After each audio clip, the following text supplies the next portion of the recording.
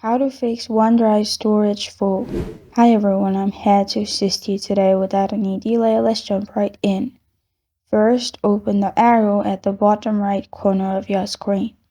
After you've clicked on the arrow at the bottom right corner of your screen, here you'll find different options. Click on OneDrive.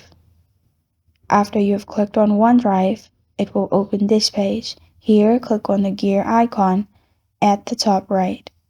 Then click on Settings. After you click on Settings, it will lead you to this page. Here, on the left side, click on Account.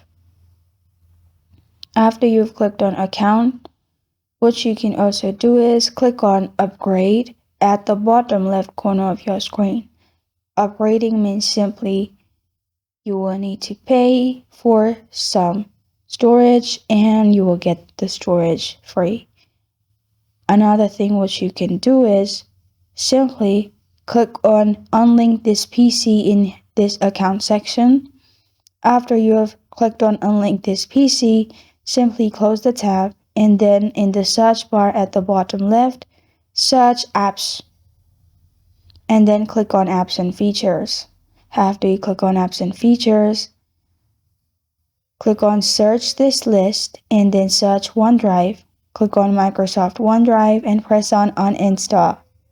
After you've pressed on Uninstall, what you can do is open Chrome and then search OneDrive and use OneDrive through website. And this is how to fix OneDrive storage full issue. Thank you for joining me today. If this video helps you out, please leave a like and subscribe for more. Got a question or want to suggest a topic? Comment below. Thank you for watching.